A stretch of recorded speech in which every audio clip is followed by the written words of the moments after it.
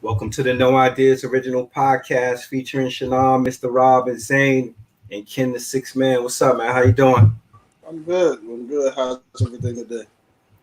Everything is all right. Everything's all right. We got a lot of topics to get through. A lot of shit happened this week that's worthy of discussion. We're gonna talk about the Fat Joe and Ja Rule versus. We're gonna talk about. I don't know how much you've been following on social media, but the new thing is everybody talking about whether you would take dinner with Jay Z or 500 Yeah. grand. We're gonna talk about everything that's going on with Rikers Island, the less is more bill. Nicki Minaj is in some hot water for some comments she made as it relates to the vaccine. And then we're gonna do our newest segment. We're gonna close out with that to give me five. Cool. So let's jump right into it. Let's talk about Fat Joe versus Ja Rule. Who did you have prior to the verses that you thought would win, and overall, who did you think end up winning? I had Ja Rule prior to it, and I think Ja Rule still won. I give him credit. I think Fat Joe did a little better. He pulled out some songs that was in that maybe people didn't remember so much, or some newer stuff because he's a little more current. But I think that I still don't think his songs, like many of them, you got Lean Back and a couple at the scale of say Ja Rule songs. Mm-hmm. I think Ja Rule had like universally loved hits, and you kind of tell that by the back and forth with the crowd. Yeah.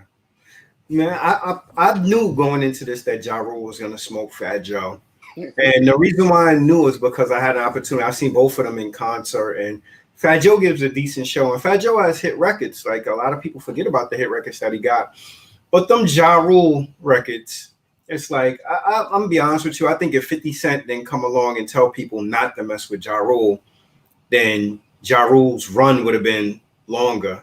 Like somebody was saying to me the other day, they was like, Ja Rule was the man for like 6 months. I was like, 6 months? Six I'm like, months. Ja Rule probably was like the man for like 3 or 4 years. Yeah, He was yeah. putting out number one record after number one record. Like I think, what surprised me about Ja Rule?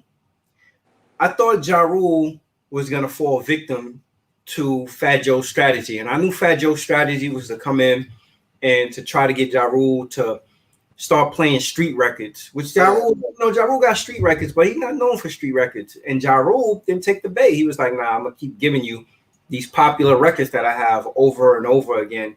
Yeah, I watched on I listened on Hot 97, they did a recap. Hot 97 had Fat Joe winning. Oh, And yeah, and it was like that Fat Joe was killing Ja Rule in the first half of it. And I was like, yo, what verses were they watching? I mean, I think part of it is like Ja Rule. I mean, I hate to say it. I don't want to say it this way, but a lot of his stuff seemed more local or Who, something. Fat Joe? Yeah, it's more Yeah. local stuff. But the thing is I don't even understand how they could even think that way because when Ja Rule had his stretch, Ja Rule was the biggest thing going. He's doing world tours. Hmm. He's with him. He's all over the place, headline and stuff. I don't ever remember Fat Joe even being able to do that type of stuff. Like his catalog has never been enough where he could like support having a fully sponsored contest or concert where he's the headliner. And Yeah. and Ja Rule stuff. I mean, Not of that magnitude. no, Not Ja Ja Rule Rule. was out there. He was out there performing too. So he got out there. He seemed prepared. Like he was doing his lyrics. He was performing. He's working the stage and doing all that stuff. Mhm. Like I didn't expect after the locks and the Dipset. I didn't expect Ja Rule to be crazy enough to come out there and not be prepared. Yeah, yeah, and I think you bring up a good point because I think that Fat Joe kind of fell victim to the locks and Dipset because I think Fat Joe was trying to do like a Jadakiss emulation, but like you don't have the lyrics that Jadakiss has, and I think Fat Joe energy was off to me.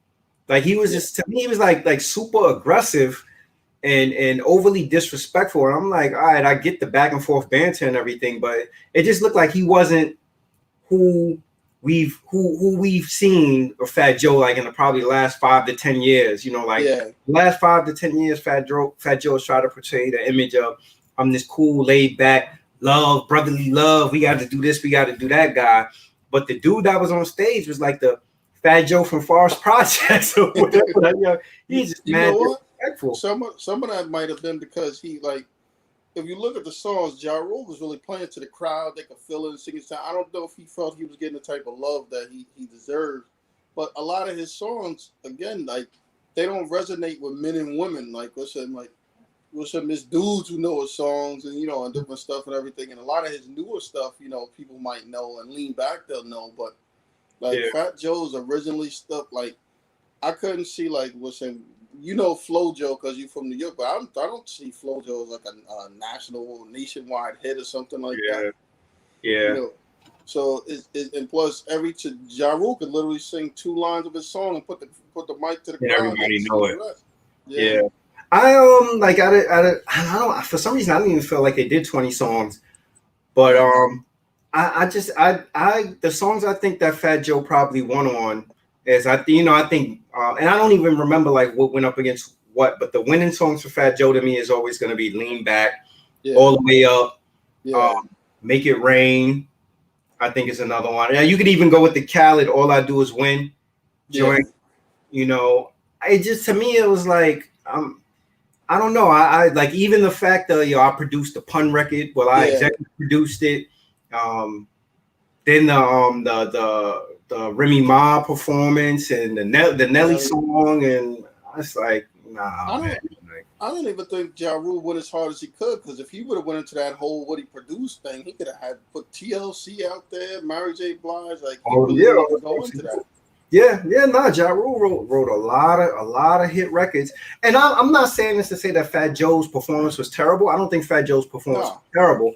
I just think that a matchup like that was probably not in Fat Joe's best interest. Like, people give Ja Rule a lot of slack and try to front on Ja Rule. Yeah. But at the end of the day, if 50 Cent didn't come along, people would still be embracing Ja Rule. People love Ja Rule. Like all the records that Ja Rule had, everybody was I don't care what people say. People love Ja Rule. Now they trying to discard it. Even I feel like to a degree trying to discredit him even after this, just because 50 Cent stay clowning him. Yeah, whatever. It's just constantly trolling. The news story though that's been going around is the Fat Joe calling Little Mo and Vita bitches. Whatever. Yeah. He issued an apology, but what do you think of that? I thought that was crazy. What he said, you need to get these skinny bitches some food or something or whatever. He said you need to get these skinny bitches. I'm like, this is crazy. Like I don't know where that came from. I'm like, like you said, he seemed like he was in a weird space right there. I don't know what was wrong with him. When I watched that, because I know a lot of people said that they didn't catch it or whatever, but when I watched it the first time I saw it, I was like, this dude is wilding. Like, it came out of nowhere. Get these dusty bitches out of the crack house. I'm like, I don't think Ashanti even planned on performing that with him. I don't think that was planned. Oh, when he pulled her back out? Yeah. I don't know. I've heard people say also like, this is all fair and love and war when you're in a battle, but them Vita and Little Mo, the Verzuz to me has evolved from just like it's not a smack battle. It's not one of those battles. Verzuz is more of a show, and it's showmanship and stuff like that. And like I think the Lox and Dipset created like that back and forth banter, where people. Clearly, that's the direction that's going to go. But even with that, like that was more fun natured than you calling somebody a dusty bitch. Then I think Little Mo took it personal because Little Mo I think it has recently overcome addiction. Yeah. So she really took it personal. The other woman, Vita, was like, I don't know why he apologized. They said Fat Joe apologized at the venue, and then he publicly apologized yesterday. The issue that I see with it though is that. And I don't know if I don't remember if he offered an apology on stage. Like you can't, after the fact, in the dressing room, apologize to somebody when you didn't already got up there. In public, from all these people. Yeah, like I think I seen today online that the joint had 2.5 million viewers or something like that. Yeah. You call somebody a dusty bitch in a crack house in front of 2.5 million people, and then you send a tweet afterwards, my bad, I'm sorry. But the energy to me was like weird. It was like almost like trying too hard. Like you ever experience somebody like you like, I know this ain't you, like you so out of character or whatever it is, or at least it's not the person that we've grown accustomed to seeing out of Fat Joe. I thought it was weird too. Like the ridiculous the intermission for no reason. I understand the break, but the intermission for no reason to change clothes and something. I mean, you look at it, it seemed like weird. Like it was a little bit off, and then. Then like with the Ja Rule stuff, even when he said what he said, I don't know if people have caught it, where he said he had to beg Ashanti to show up for Ja Rule. Ja Yeah, Rule and Ashanti been doing shows for the last year or two around the yeah, country, so I doubt that was the case. yeah. And you know, it's another thing that I find to be bugged that just I'm like I don't know why people would believe this. I think people believe that Ja Rule don't have no money. Yeah, that's crazy. Yeah, he have to be like the worst businessman in the world, given the amount of records I that. know the town. I know the town that Ja Rule lives in, and the town he lives in, those homes don't cost less than $2 million. He lives in the same place where Rev Run and them live. Yeah, yeah, So he that, but people seem to think that he financially down and out. I don't know. I mean, I'm interested in seeing what Verzuz put in front of us next. I heard about P Diddy and Jermaine Dupri and Puffy said that he the only person he would get in with is against Dr. Dre. Like I think Puffy and Jermaine Dupri would be good. yeah, And the fact that Jermaine Dupri catalog is crazy. He got Mariah Carey, he got Usher. He got Jagged Edge. I feel like he got enough records to get to 20 records to be competitive against oh Puffy. yeah, Jermaine Dupri. Yeah. I don't think. I don't know. Maybe Puffy's thinking some kind of monetary gain or something, because it might be a little bit. But I think Jermaine Dupri definitely it would be good enough to get in there with him. I think a lot of these guys, they really underestimate themselves. I don't know if Dr. Dre would be a good person for him to get in there with too, because people forget Dr. Dre's done a lot of current stuff too. Mm-hmm. And if Puffy got in there, Puffy's current doesn't have a lot of current stuff. Mm-hmm. Dr. Dre could start playing Kendrick Lamar songs. Yeah. So yeah. At the end of the day, they always throw it off at the end like, oh, hip hop won. No, hip hop didn't win. Ja Rule won. Yeah. The Locks beat the Dipset, and yeah. But the other thing I was saying before that's interesting to me about this Versus stuff also is that a lot of this stuff, like people watch this and they so regional, and territorial. Like even with me being a person from the Bronx, I could look at that and be like, yeah, Fat Joe didn't win that. Yeah. But there's so many people that they like, I'm from New York, so anytime any New York guy is gonna beat a Southern guy. Like you see, that's why T.I. keep calling out 50, and they like, oh, 50 will wash him and this, that, and whatever. I'm like, I don't know. I think 50 has a lot of hit records. T.I. got a lot of hit records too that people forget about.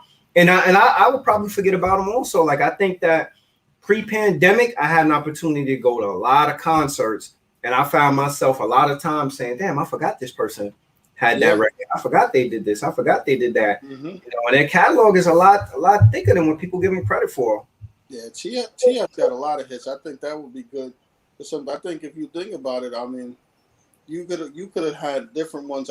For some reason, I don't think anybody in 50's camp will ever pull anything together. Like, it would be nice to see like G Unit or somebody doing something like that. But I just think they're so disjointed right now that they probably couldn't pull it together. Yeah.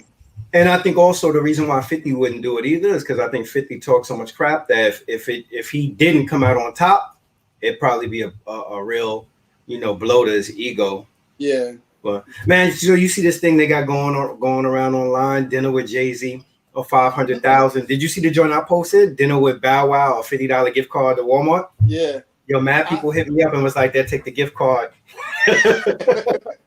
I tell you what, I think I would take the Bow Wow thing just because it'd be interesting to talk to him and ask him why he did some of the dumb shit he did, like faking in the jet and all that other foolish stuff. I'm like, yeah, dude, I'd let him keep the $50 just to give him some advice to get his life right, because he really made himself look like a fool. But with Jay-Z and 500,000, I'll take the money because, for one thing, Jay-Z's subject to show up to take out. Jay-Z's subject to show up and just touch his brim on his hat and tap his cap, and like, yo, what up, and break out. Like, plus two, I mean, I think at this point, like, I don't even think Jay-Z probably would want to talk about some of the stuff you're talking about. He's so far in the stratosphere, like, he ain't gonna want to talk about Reasonable Doubt. The stuff, like, he's in a different space now, and if you're not in that space, the conversation's not gonna be good. I mean, he'll have some good stuff to talk about, like as far as different things trying to upraise people and stuff like that. But who knows or something. And plus, Jay-Z himself will probably take the money. Like, you crazy not to take the money. Yeah, that's my thinking behind it too. Like, I could see Jay-Z telling people, "You be a fool not to take the $500,000." You know what I thought about with this? I'm like, I guess people's assumption is that they're gonna go to dinner with Jay-Z, and Jay-Z is gonna give them advice that's gonna be more lucrative than 500 grand.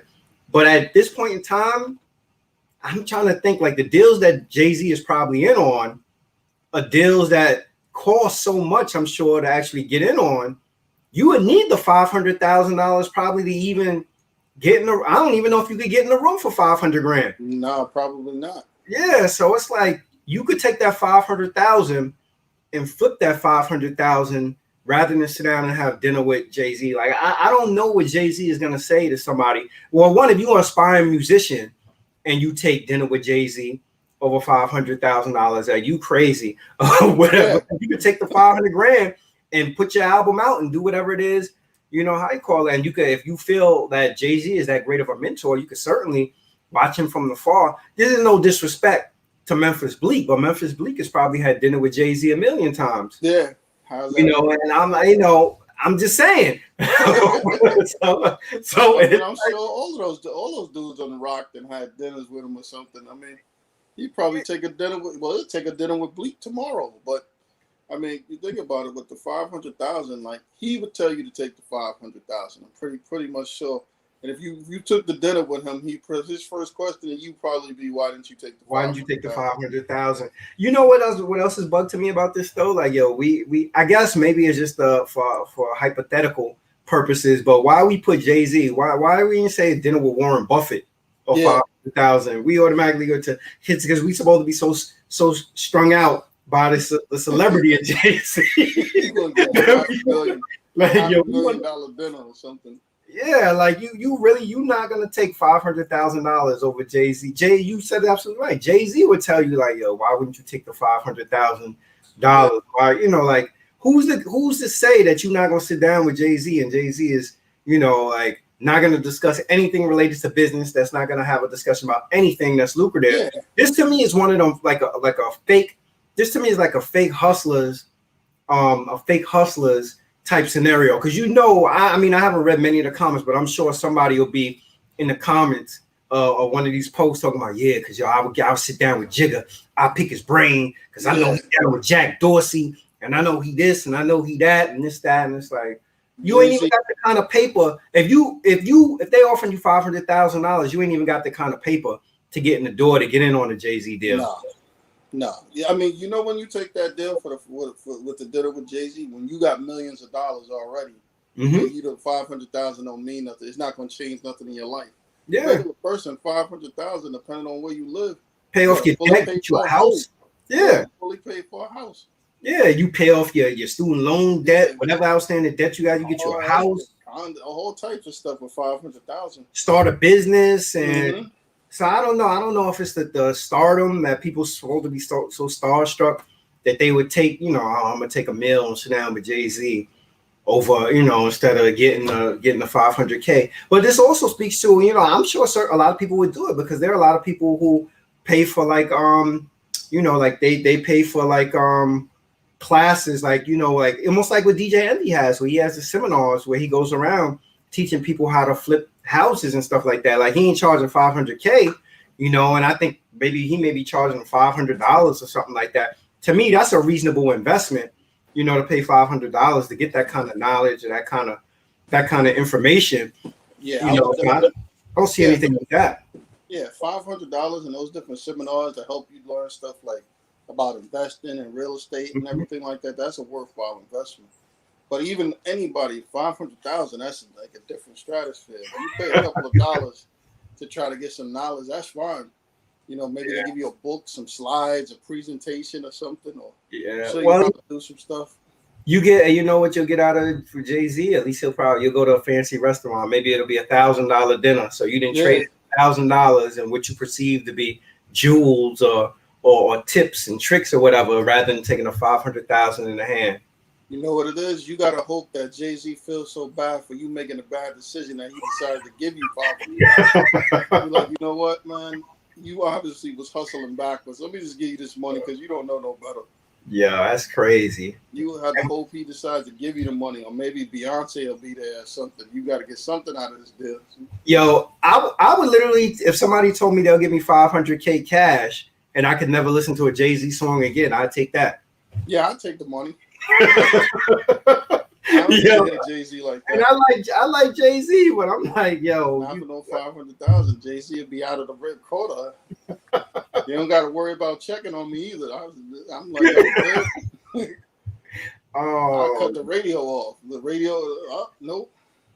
yo, it's all in the news now. I see De Blasio's catching all kind of heat. I seen Hocus 4/5 had did a live about it. Oh, There's tons of discussion going on right now about just the inhumane conditions on Rikers Island. The dude that did Millie Rock, 2 Millie, did you hear about him? That he said that he was on Rikers Island and that he was like kind of running the dorm or something like that. yeah. Didn't have no COs on staff. Yeah, you heard they answered the phone? You ain't hear about that? Nah. When somebody called and one of the inmates answered the phone, they was looking for a CO. It's like, nah, we running this joint right now. Yeah. There's been a lot of discussion in New York over the last couple of years about closing Rikers Island. And I don't know. I mean, I don't know if that because the discussion has been about closing Rikers Island that they've kind of moved away of addressing the conditions, the actual conditions of Rikers Island, and it's not a priority. But they got reports that none of that significant amount of the COs don't come to work anymore. They also said that violence, of course, has increased as a result of that. That they have inmates that are in showers as holding cells. Yeah, it's just that's all the conditions ridiculous.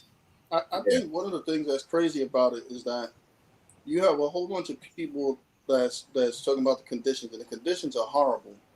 But the reason that a lot of it hasn't changed is because every time they talk about putting a new jail or splitting it up someplace, everybody's fighting because they don't want it in their neighborhood. NIMBY. Yeah, don't put it near me. So where are we going to put the people? I'm pretty much sure other states just not going to accept your criminals. Yeah. So I even heard something now where they're talking about reviewing people's cases, and based on what type of crime it is, might be releasing people, just outright releasing people because it just doesn't make sense to hold them, and it's getting so bad, and the room and stuff is so bad. Yeah, even with people, when people talk about the closing Rikers Island and opening a number of small jails, even if you're pro that, because I'm gonna be real with you, I'm pro that. All right, Rikers Island gotta go. But I'm also somebody that's concerned about what my property value is. So people know that if you close Rikers Island, but then say I'm gonna build a community jail right across the street from your house, your property value is gonna take a hit. So I think there has to be a little bit of strategy to what closing Rikers Island looks like and how they go about, actually managing and doing that. And there are people that are like super progressive. Like I know AOC is like a person that she's super progressive, and I think sometimes you could be so progressive that you don't think about like the other nuances or like how the stuff that you're talking about doing, like how impactful it could be for other people. Like to me, addressing the issue at Rikers Island in terms of closing Rikers Island, improving the conditions, is because despite the fact that these people may have been convicted of a crime or may be waiting to stand trial for a crime, at the end of the day, these are human beings, that they deserve.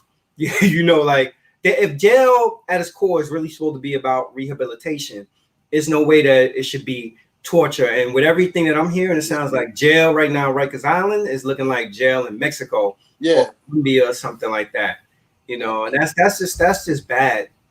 I think the whole thing is crazy because a lot of stuff they really getting at is like a lot of underlying bigger problems. So the COs don't get paid a lot. So again, we got all those. Remember the whole pandemic and people staying home because they're getting extra money on unemployment and stuff. So that took some people away.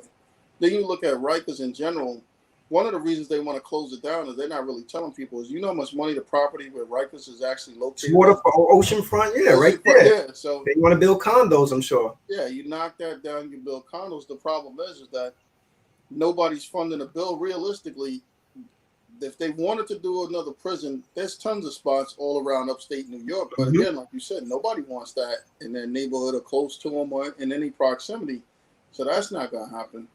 I believe too, and they got all those different things where people are complaining about the Bail Reform Act, where they let people out and stuff. So you can't have it both ways. You want people to be treated humanely. Some people realistically don't belong in that environment. It's backed up court logs, so now you're sitting on Rikers Island waiting for your court case to come 4 up. years to go to trial. Yeah, waiting for a court case to come up. So it's like a whole systematic problem going on with Rikers that's causing that backup in there, and they got to clear that up, and it's going to take a while to clear something like that. Some of that's like sweeping crazy stuff that Blasio was talking about, finding guys for not showing up for work and stuff like that. I mean, yeah, that's to me, that's a distraction from one of the underlying issues. I think is that there are probably a lot of frivolous arrests that have been made that have put people in position that put Rikers Island in the position of overcrowding. So if you have situations where things have, like, you think about it, like, think about when 9/11 happened, a lot of things were going on that people were doing, and they were getting desk appearance tickets rather than being sent into MDC or sent into the precinct or sent to Rikers Island and stuff like that. And that to me should have been a kind of like the blueprint. And I don't know the statistics. Maybe these are people who never showed up for the desk appearance tickets or whatever it is.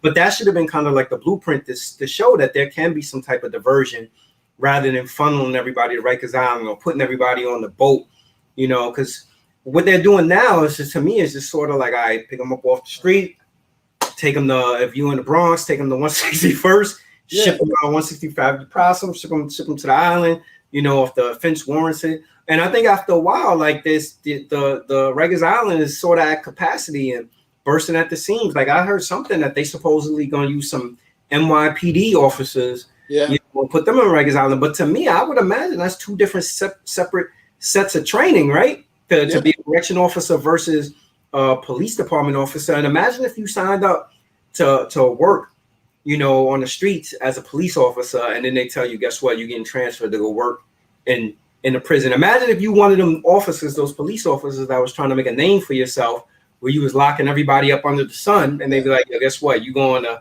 be a CO now. The craziest thing is, I would imagine, it sounds crazy, is they'll probably send all the worst. So all those guys that got these brutality things and all these other things, so they don't have to deal with them. The best way to get them off the street is put them over there. Yeah, but those unions are strong, though. Those unions have power. So I'm sure that dude Pat Lynch, who always out there, the PBA dude, I'm sure he'll protest tooth and nail. They, with all unions, what they always do, they sell out the baby. So whoever the least senior people are, somebody right now probably in the academy thinking that they're gonna be on the beat, but they're gonna be on the tier. That's just what it is, but there, to me, you're right. Like, there are a lot of underlying conditions that they have to address if they want to change this. And they said that, I think, like, a lot of they had assembly people. They had Eric Adams, who aspires to be mayor, tour. Like, all these people went and toured, and they said that they came out and none of them really reported on any of the conditions, everything that's going on at Rikers Island. One of the things that was most troubling about it is Mayor de Blasio initially tried to block the tour, they said.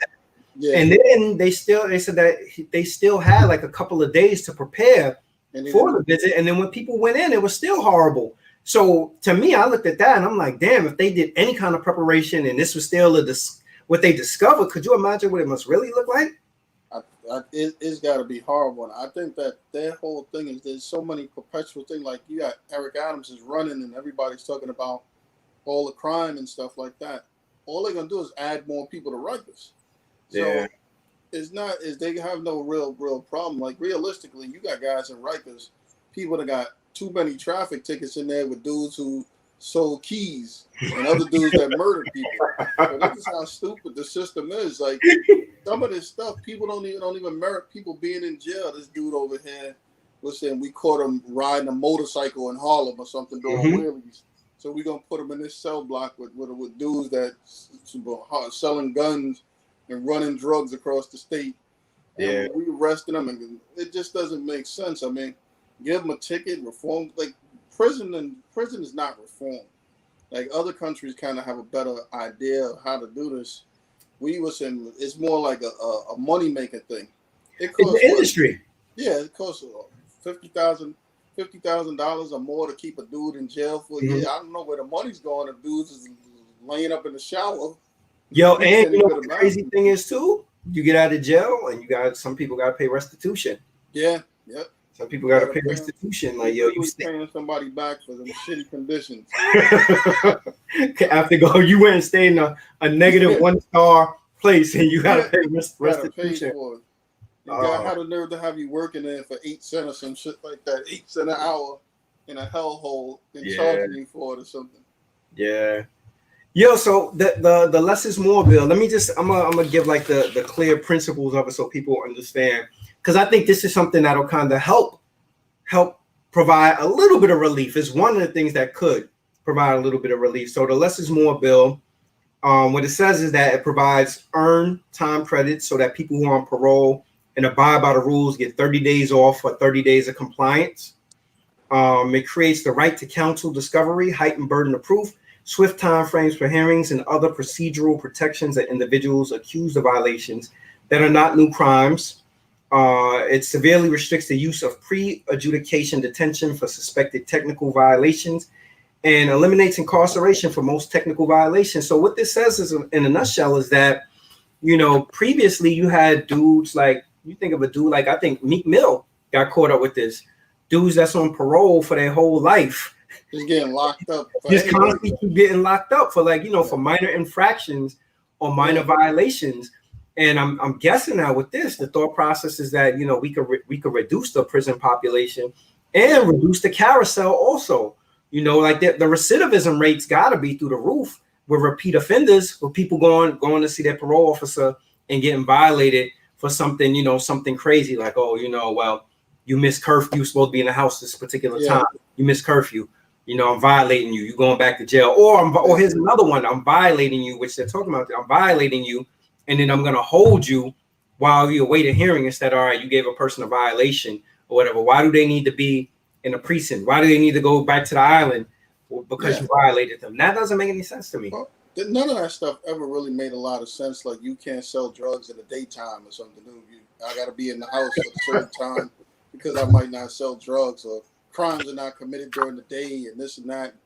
Listen, if a guy was in parole, he got an exposed beer without a bag or some foolishness. Mm-hmm. You're just arresting people with them, and a lot of times, a lot of that stuff is regional. It's really, really, really like geared towards minorities and keeping people in the system and stuff like that. Mm-hmm. Because you got to figure, I mean, you got people doing all types of stuff that you would never see in a minority community happening that don't get arrested or something. If you get pulled over in a car and you ask a guy what's going on or why he's pulling you over, you could get resisting arrest. Yeah. This guy over here tell a cop to get the hell out of here. I don't know why you stopping me. And they're like, listen, just calm down.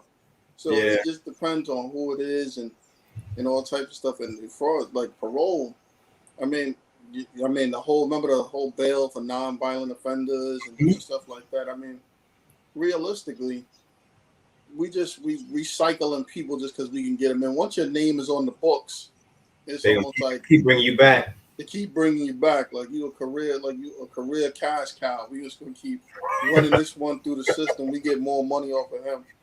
I need to get an easy arrest. Where's this dude at? Go hang out in front of the halfway house and wait for dudes to do the wrong thing. Think about it. You got a police officer or police hanging out blocks away from the place where they know the guys who in the halfway house are just waiting for them to do something wrong. Yeah, man. I think as long as on the table, what everybody's talking about now is bail reform, prison reform, parole reform. You think about all these things, and I don't know how much time you spent like just driving through like upstate New York. Like upstate New York towns are built around prisons. Like when you start hearing about all like Kingston and people even like, well, when you go up in the city, Ossining is upstate, but Sing Sing and like these are towns that most of the people in the towns work in these prisons. This is where you go, you go to school, you go get your job at the prison. I work at the prison. So there's really no incentive for upstate New York politicians or just politicians in general for some of these places to want to actually close prisons because that's their industry. Like their chief import is criminals. You know, they make money. Those towns make money off of it. And I've seen towns where they've closed jails. Yeah, fall apart. You know, and those towns look ravished. They look real bad because now where's the job? Where's the job? You know what it reminds me of? Remember that movie with Michael Keaton and the Asian cats Gung Ho? And everybody in the town was like, yo, everybody worked at the factory building the cars and they relied on the factory to be successful. Some of these upstate towns are like that with the prisons. And that's why you see people have resistance to closing. And then the other thing is, I don't know how accurate the numbers are, but a lot of people try to tie a lot of the violence in New York City now to the whole bail reform stuff. Yeah, they do. People who they should have never been on the street to begin with. You know, I would love to see the statistics to see how many of those people are actual repeat offenders or career criminals. But that's a cop out. That's the easy way to go. Like, oh, this person, they was arrested in 2001. They should have never been out, kind of thing. Rather than saying like, all right, maybe we need to tweak the bail reform kind of thing. I feel like they come up with these policies and they just act on them. They don't really think about the implications of them or how long it's going to actually take for them to be effective. Yeah, I think they do what's easy. It's easy just to pick on the people that they already have in the system and do stuff like that. When you look at stuff like bail reform, I mean, realistically, it was designed for people that were getting overly taxed and stuff with these petty crimes, these enormous amounts of money, and basically mixing non-violent with violent felons and people with lesser charges and stuff like that didn't have the means. Really, it goes back to stuff like Khalif Browder, who $600 basically cost him, his life. So that's like where that stuff stems from. And but you look at it, when you look at all the different things that they say reforms, I mean, it's almost like we got like a bunch of people that want to see people go to jail. Now, don't get me wrong. There's people in the street that's doing things that they shouldn't be doing, bad crimes, committing crimes, and those people that's doing certain things, they probably should get arrested and go to jail. But a lot of things are happening is sad because you can directly correlate the spike in these crimes with the pandemic. From prior to the pandemic, New York's crime rate was probably the lowest it's been. Yeah, it was going down. Yeah, and then the pandemic came and people just kind of went nuts. And you got to think about it this way too. Like, people are saying that the crime's up or something. I don't think police particularly took lightly to defund the police too. I mean, you got to defund the police that not really motivating them to do much. On top of the fact, I mean, you got police officers. COVID is killing people, so I don't see people really getting that actively involved in crime. Like, listen, if I don't got to go around a dude or something, I'm not going to be jumping out the car, listening, picking nobody up or nothing, risking my life to arrest this fool for messing up his own neighborhood. I mean, so there's a lot of things that's like not motivating people to pursue this stuff. I'm sure there's certain things that are happening, and it's just crazy. Some people are taking advantage of that. Obviously, that you got less people out there, and things are a little tighter, so people are taking advantage of that. But I couldn't see removing the different bail reforms. You might, like you say, you tweak it a little bit, and you do that. And as far as like prisons and stuff, like they've had a prison in Pennsylvania where I think it was a privatized prison where they were actually in cahoots with the judge. They were sending people there for money. They shut that place down, and the whole city basically went defunct because everybody in the city worked in the jail. So even with Rikers, I mean, they talking about people not showing up and all this other. They shut Rikers down. Where do the people go? Yeah.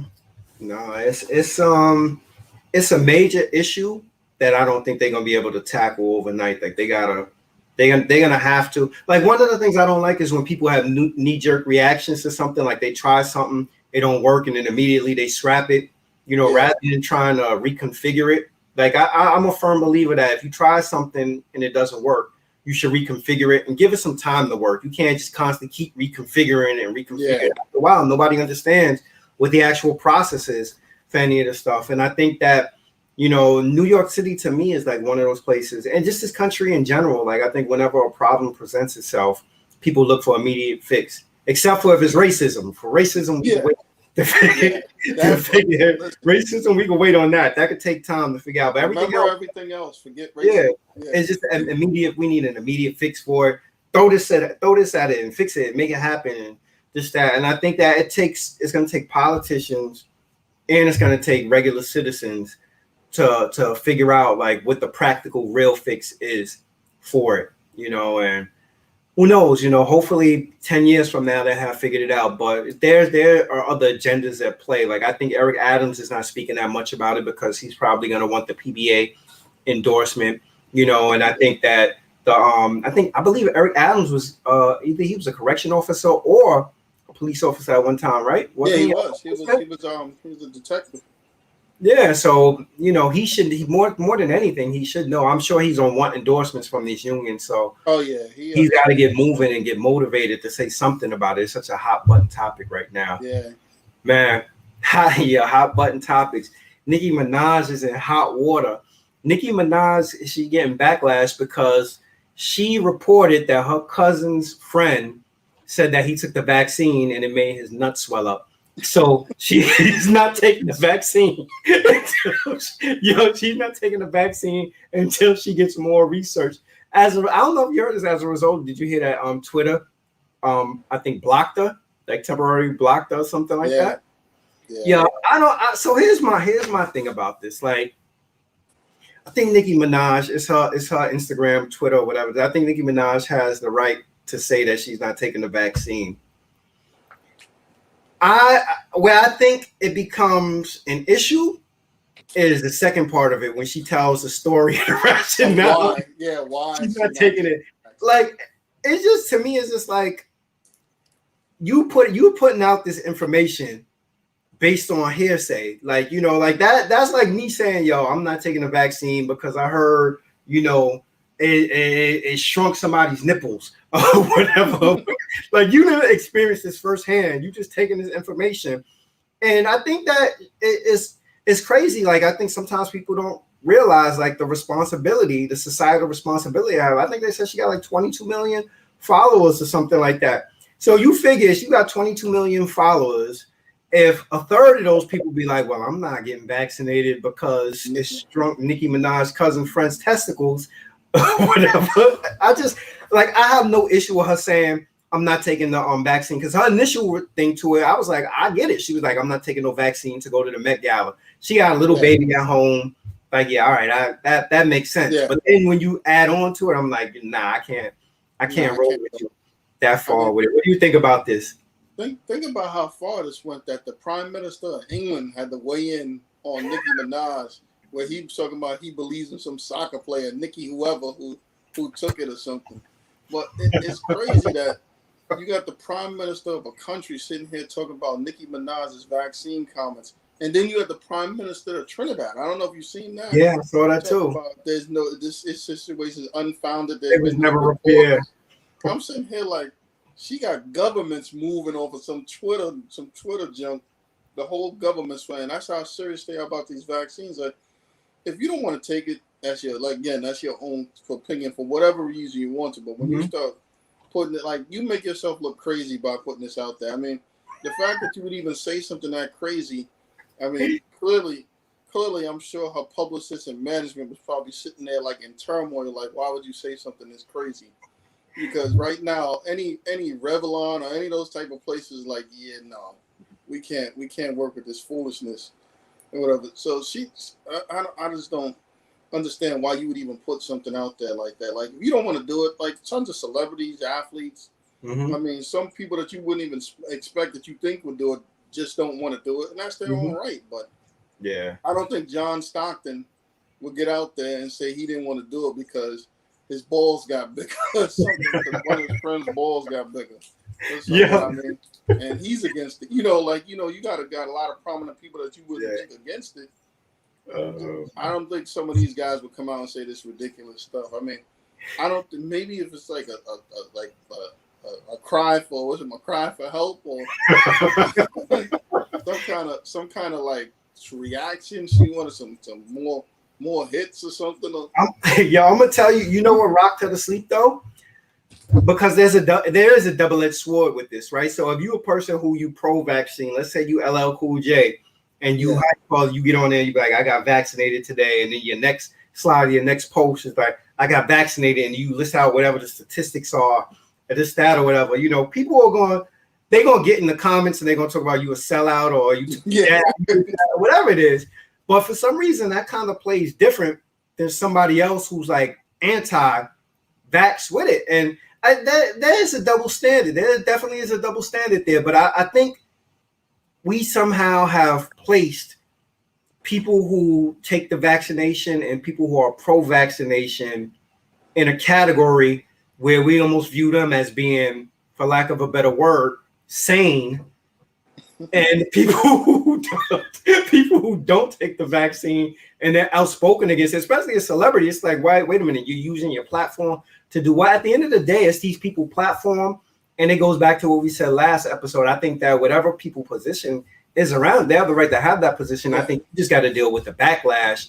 You know, I heard something where they said the White House invited her to come to the White House to talk to her about it. Like, I don't know why they would put so much energy into selling or convincing Nicki Minaj, but I guess they probably feel that she got 22 million followers and that she can help lead the charge and get people vaccinated. Then you see she got into this beef with Joy Reid over it, or Joy Reid, Uncle Tommyana or something like that. Yo, I like Nicki Minaj as an artist. I think she's talented, but you know what issue I have with Nicki Minaj that I constantly see with her that to me is troublesome, and that somebody should speak to her about it. Like, to me, she weaponizes being a female and race for stuff that don't have anything to do with race. Like, she got into a Piers Morgan also and and made that to be racial.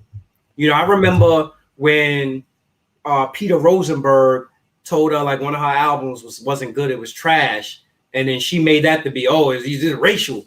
No, the album wasn't good. It didn't have anything to do with your race. It just wasn't a good album. And then I think she fell out with Charlemagne and Envy over something involving the same album or one of them albums, and then told them, you hating on a female or whatever. It's just like, I don't know if it's that she feels that she's above constructive criticism, but I just like, if you're gonna be an entertainer and you're gonna put your opinion on blast and be public, like, we haven't seen Jay-Z tweet anything public or post anything, or Beyonce, or at least I haven't seen them come out publicly and say anything about it, And I think that people, they realize probably the power of their platform and probably feel like I'm gonna make whatever decision I want to make for me, and I don't want to have to defend it in the public eye. And I think Nicki Minaj could have did that, said whatever she needed to say. I just think the issue is once you double down and you start talking about stuff about not even your cousin's friend balls got swollen, so you went to the vaccine. It's just like, come on, man. Like, yo, why you go this far with this? Well, let me tell you how far she went. Last night I was watching Jimmy Kimmel, and Jimmy Kimmel hit her up on Twitter, basically like, listen, I want to talk to the dude. And she goes, I'm his manager or something. How much you gonna pay him? Or something. And Jimmy Kimmel hit her back and said, well, I'm gonna pay by the pound. And she didn't respond. Yo, shit. Yeah, Jimmy Kimmel's like, I want to talk to the dude. I want to bring him on. His balls. I want to bring him on. And she talking about I'm his manager. So this is how crazy she is with the whole situation. Like, I think she does have exactly what you said. I think there's a lot of insecurities because even if you think about rap, like, she makes, like, she's a, don't get me wrong, she's a great artist. Mm-hmm. Everybody has albums that people don't like and different things, but she's very sensitive, and she makes it hard sometimes for people to like her. Like, there's even like this ridiculous Cardi B beef and stuff. Like, people don't even speak to her, but she feels threatened, so she starts acting away about certain things. So that's just in her character to begin with.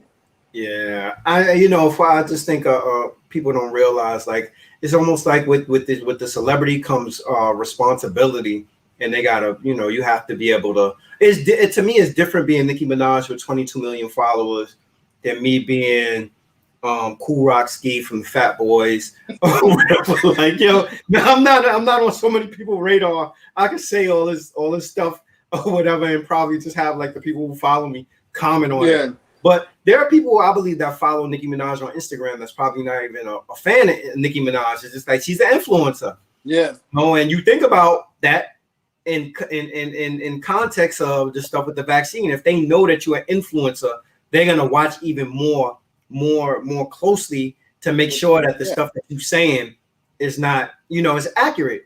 And to me, like I said, like I think it's fair play to say I'm not taking it. Like that first statement when people went off with that, how could you say you're not taking? I'm like, I don't see nothing wrong with that. If her position is I'm not taking the vaccination to go to the Met Gala, to me, she's just making an informed decision. Like I got to do more research. I just think that maybe with that, after she put that first tweet or Instagram post, whatever it was out, that maybe she gained momentum and was like, oh, all right, people rolling with me on this. Let me see how far I could go with this. So if I'm gonna keep going with it, and it's just some random dude from a friend of a friend. I mean, that makes no sense at all. Yeah. So, but I do hope that she said she was going to take them up on their offer and go to. I think they said she did a live. I didn't see the live. What, to the White House? Yeah, and go to the White House. And I think she said that for people, which I figured once she said that she was going, I'm like, okay, Nicki Minaj, you better ask these other people in the chat to assist you with this. Ask them to give you questions and stuff like that. Because if you just stepped out on this and you don't really have any substance to back it up, you're going to look crazy. Well, but she did come out and say, like, I'm gonna ask, if y'all have any questions you want me to ask, put it in my chat or DM me the questions. Dr. Fauci was talking about her too. I mean, this is crazy. Like, she doesn't realize as much as she probably didn't want to be. This could be a career defining moment too. I mean, you get up there, you look crazy, and you say the wrong thing crazy. I mean, any sponsorship. I mean, people are real fickle. So any crazy thing she says or something. I mean, plus too, and nobody's going to take kindly to her getting up there with the president and Fauci and these people and just start getting disrespectful. That's not going to work either. So she gets that thought process out of her mind right now. Did you hear somebody call Dr. Fauci Dr. Ouchie? Dude, I'm going to tell you, I'm going to say this, what I think is completely disrespectful. Like, I don't know if you've seen like the comments that people have made talking about she using this to deflect from whatever she got going on with her husband. Which I don't like. Whatever she got going on with her husband, I don't see how that ties into this. But that's how low people got. Then you got people talking about she had all this plastic surgery and she took injections. She didn't know what was in it. I like it. It's comedy, but I don't. I think that's you going like really, really low to put that in there. Like at the end of the day, if you're gonna hold her accountable for something, hold her accountable for the fact that she said that her cousin's friend's testicle swells up.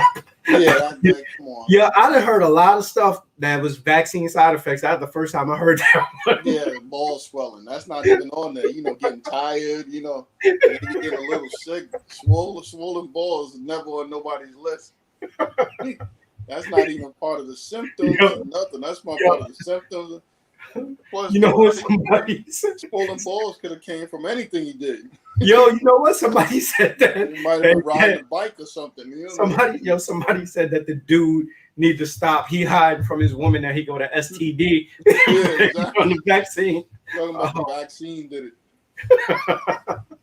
Vaccine. Nah, it's that dirty woman you was with. Keeping with the theme of our new segment, Give Me Five. Last episode we did Give Me Five, and it was 5 songs guaranteed to rock anywhere. This Give Me Five, we're gonna do something a little different. This Give Me Five, I want to know your top 5 most overrated actors or actress and why. You're gonna laugh. Like, this wasn't as easy as I thought, because when I thought about people being overrated, I thought of people who was actually good to begin with, and a lot of these guys stink all the way through. I got some controversial ones that I know that when people watch this, they're gonna be like, "Oh man, how could you say that?" Dude, you're gonna laugh. The first person that came to mind, and I'll explain this, is that Daniel Craig dude from James Bond. He's terrible. Okay. He's the worst James Bond ever. I mean, think about it. You had Sean Connery, Roger Moore, Pierce Bronson. This dude is terrible. I don't even know why they made him Bond. Then you got all those people from what was that? That crap that people. What the hell is it? With the wolf and the damn vampires. What? True Blood? What? Nah. They actually were halfway decent. The movie that people loved. What the hell? Twilight. Yeah, they all stunk. Those dudes suck. The other dude was the Shark Boy or whatever the hell is garbage. Taylor Lautner, dude, he's so bad he can't even get a job. That's how bad he was. He stunk. Then let me tell you, I got into some household debates because I was on the fence with some of these guys. Like, I mean, don't get me wrong, this is gonna be a controversial one.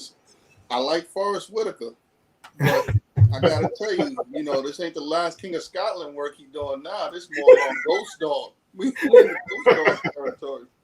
I mean, this Harlem show is okay. It's not bad, but I mean, he's out there bad. I mean, this is looking crazy.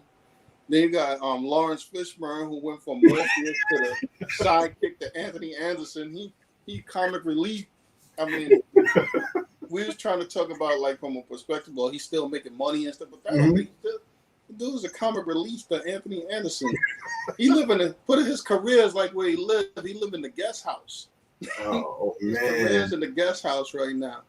You got. I mean, as far as some of these other cats, like they just terrible. Remember, people used to get on Jar Jar Binks.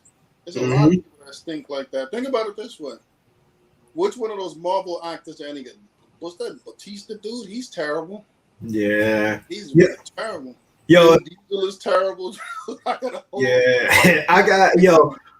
got in terms of overrated. So I'm gonna go on my first overrated. A person who I'm like, I don't know why people think that this person is a good actor. Ben Affleck. Like Ben Affleck to me, he's to Goodwill. He had Goodwill Hunting. He had Gone Girl. I thought he was okay in Armageddon. Yeah, I thought he was the worst Batman ever to me. I'm like, this dude probably bulked up to like 260. I've never seen Batman look so stiff and corny. Like he's the worst Batman. I think he was a worse Batman than George Clooney. He was worse than Adam West. Yeah, like I'm not. I just don't. Didn't he make the worst movie all time with Jennifer Lopez, Geely? Yeah, that was the worst. Yeah, like I just thought The Town was. I just don't. I think he's terrible. I think he's overrated. I know he's getting now like props for being a good director. I just and I feel like he lived off the strength of Good Will Hunting for a long period of time, and I got him on my overrated list. Isn't that what they usually do too? When you stink as a player, they say you're a great coach. So he might be a good coach because he stinks as an actor. Yeah, I'm gonna go next one. It's going a lot of people gonna be like, damn, why are you saying that? But if you think about this person's catalog, you'll probably be like, oh, okay, I get where you're coming from. Martin Lawrence on there. And I'm gonna say the reason why I got Martin Lawrence on there is because to me, Martin Lawrence's best work, I like Life. I like the thin line between love and hate. But let's be real, like Big Mama's House was not a cinematically great 1 or 2. Whatever, that wasn't great. Welcome Home, Roscoe Jenkins. The Bad Boy movies. At the Bad Boy movies, you look at them, you're like, okay, like even, and I think I came to this conclusion because even now, I don't know if you watch like the Martin reruns. I watched the Martin reruns, because of the syndication, and those shit, they didn't age well to me. Some of that stuff I look at, I'm like, damn, like this was gut busting in the 90s. Yeah. I look at this now, I'm like, damn, like has humor evolved or whatever? It's just like I'm sorry. Like I think Martin Lawrence, even like his latter on stand-up, like Run Tell That and all, and it's just as far as I think he's a better comedian than he is actually actor. And I'll say this also. One of the other movies that I thought he was great in, and this was the indicator that told me like, okay, I see where I'm at with him as an actor. I thought that some of his best acting work was in House Party 2. And like all the films that he's done, we going all the way back to House Party 2 from probably 1996, where he was comedic relief to say like, oh, this is your best acting work. Like like Marty Marr to me, like good comedian. Actor wise, to me, mediocre. If people have him up there as a great actor, I can't see that. I'm gonna go with a couple on this one. This is a couple. Sarah Jessica Parker and Matthew Broderick. Sarah Jessica Parker, outside of Sex and the City, what has she done? Nothing. Oh, and Matthew Broderick, he in that damn Godzilla movie. Anytime you in a film like Bueller, that's all you know. Ferris Bueller, right? And you know what he got? And this is where I said that I think he's overrated because wasn't he on Broadway playing in The Producers? Yeah. And usually like when you think Broadway, you think like classically trained actors and stuff like that. Like, this dude to me, I'm like, you ain't Godzilla. You ain't even the star of the movie. Godzilla's the star of the movie. Like, I don't understand how you would go from having like, because Ferris Bueller was a big movie. Yeah.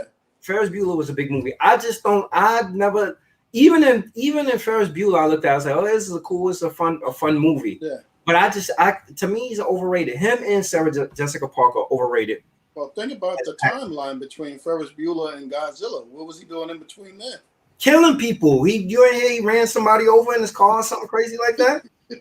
Yo, that dude is wild.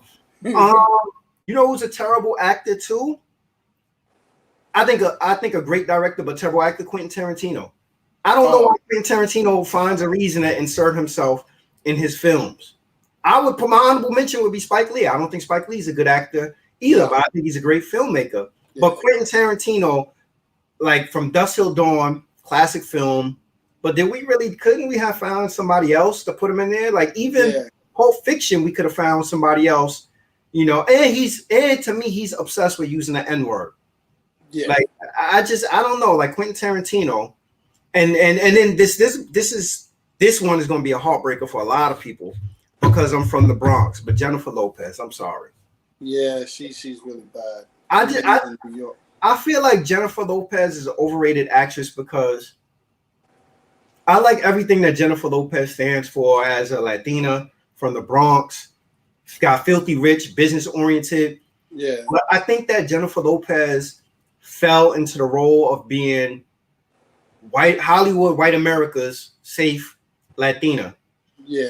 And I think that she kind of got typecast into making a lot of the same films over and over again. Like every time I see her in these movies, she kind of like the goofy Latina, like you know, like Made in Man. What she had? She had Made in Manhattan. What's the difference between Made in Manhattan and that other movie where she was working in the supermarket, where she became nothing supermarket and then she came up being the maid? Nothing. Yeah, it's just like I'm like, God damn, like why every movie they got you playing the same role? Yo, some of her best work. A lot of people didn't like the film, but I thought the last joint she did with Cardi B or whatever, Hustlers. Oh yeah, that was good. Yeah, I was like, okay, at least she trying something different. But you know what? To me, was her best work all time. That's to me, and maybe this is why I'm critical of her. Selena. Oh yeah, Selena. I thought Selena was a great film. I thought Selena was probably like an Oscar-worthy type film, Oscar-worthy type performance. And then afterwards, next thing you know, you Angel Eyes, you Made in Manhattan. Yeah.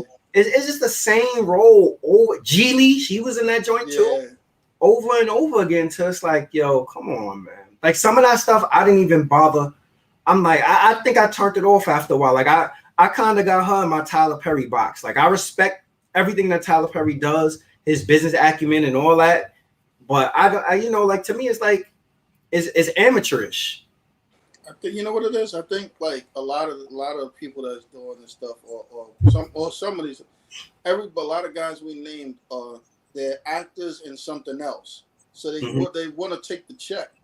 So like he's a comedian who acts, a dancer, a singer who acts. So they willing to take any director who acts. Yeah, whereas like a classically trained actor like Ben Affleck is just bad. But some of these classically trained actors, they won't even take certain roles. They're not like, listen, I'm not taking that role. Like, but I think Lawrence Fishburne is classically trained. I think. Yeah, he just chasing a check. Chasing a check. Like I give some guys credit. People don't want to give him credit. I give Samuel Jackson credit. You know why? He is always Samuel Jackson. He plays himself, and he makes money off of it. He never says he's great. Never said, like, put it this way: you wouldn't see Morgan Freeman sitting in no damn guest house making jokes with Anthony Anderson. That's just not what he's gonna do. Oh man, you wouldn't think about it. You wouldn't like a lot of guys. You think Sidney Poitier would have been piling around in the guest house? No, yeah. I mean, like this wasn't an easy one for me either, because I'm like, there are a lot of bad actors and bad actresses. So I tried to select people that I knew that people would be in, because there's low hanging fruit that you know that you could easily run out there and be like, you know, this person's terrible, this, that. But these are like, I talked to people about this in honorable mentions that people had. I was like, that's true. Kevin Hart. There's like, Kevin Hart, The Rock, Vin Diesel, George Clooney. Yeah, dude. Look at some of these people. What's that dude that does the King of Queens? He's never been in anything good. Ray. Not Ray. I know Kevin. I know you're talking about. Yeah, he's never done anything good. I mean, like Adam Sandler's sidekick. Yeah, you got a lot of guys that's like just they make really bad stuff. I think it's entertaining. You know what? I seen an interview with Seth Rogen, and he kind of put it in perspective. So Seth Rogen was like, somebody interviewed. It might have been like one of that getting coffee thing with Mhm. and they asked him about his movies and how's he feeling not being nominated for awards and stuff like that. And he basically said, "My award comes from the people watching." He was like, "I know I'm not no great actor, and it's You not know, no we're not great." a thespian. Yeah, but he said straight up, he's like, "I bet you more people seen Pineapple Express than some of these ones that won the award for the best film." Of course. So Yeah, he was of like, course. I'm not. He said he's not even trying to be it. Yeah, of course. I mean, you get you a cult classic on your hands, and people see it. But who's the Adam Sandler? Like, to me, Yeah, Adam Sandler with the last film that he did, where he was the jeweler. that was good. That was refreshing to me because Yeah, I'm so tired of this dude playing the same goofy role over and over and over and over again. I'm like, okay, so you got a role that people wouldn't envision you playing, and you look at Denzel. Like, I think Denzel and win an Academy Award to what he played in Training Day. yeah, He played the villain, and that was because people probably had gotten so used to seeing him play these other straight-laced roles. Like, I think people gotta stretch. If you want to be a great actor, you gotta make me be able to look at the screen and say, that's not Will Smith. That's such and such. you're gonna laugh. Oddly enough, Kevin Hart's last two roles were probably his best. That one where he played, where he was like the home attendant for Upside. I thought that was a decent movie. And he played another one where he was a new one. I think it might be on Netflix. Where he was I like, didn't see that yet. yeah, basically his wife died, and he was the father to a single father with a daughter. Mm. And his last movies, they both like kind of a step outside of a comedy role. So it's not a Yeah. comedy role, and he actually did better in those. Yeah, I didn't see that one yet, but I did see the Upside, and I thought the Upside was good. I was like, okay, this is good. This is good for him. It's good because there's a little bit of his humor still in it, but it's not all of the same shucking and jiving and the same stuff. And you know what? In all fairness to them, like, who says that these people want to be thespians? Maybe they like y'all. I like, maybe like a Tiffany Haddish. Like, I know what my niche is. I know what my go-to role is. If I'm gonna keep getting work being this person, I'm gonna be it. But then you see, like, you look at the dude, you see a Tom Hanks that's like, I'm gonna go out and play how you call it, Sully, or I'm gonna play Forrest Gump, or I'm gonna play this or that, and sometimes I hear the roles that people have turned down, and I'm like Will Smith turned down The Matrix to do Wild Wild West. Yeah. Yo, I get why he would, because the story of a black cowboy, but I think that could have been a story that I wouldn't have. I mean, personally, I wouldn't have turned it down knowing it was a comedy. I'm a firm believer that I think Eddie Murphy's the best work I've seen from Eddie Murphy recently was Dreamgirls, which he was Oscar nominated for. I think he didn't get the Oscar because his next film was Norbit. Yeah, Dolomite was pretty good. I thought that was cool. And then the other film that a lot of people didn't see it, but I always tell people, like, I'm like, this is some of Eddie Murphy's best work. You ever seen Mr. Church? Yep. Yeah. So when you step outside of your comfort zone and try to play a different role, like that to me gave Eddie Murphy an opportunity to show that he could expand his acting chops and do something different.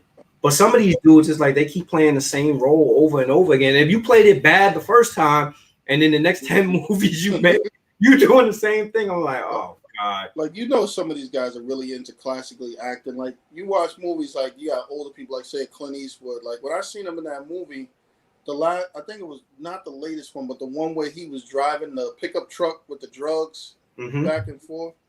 That was a really good job. But most of his stuff that he does, you never really see Clint Eastwood, like, out there taking bum movies doing a bad job.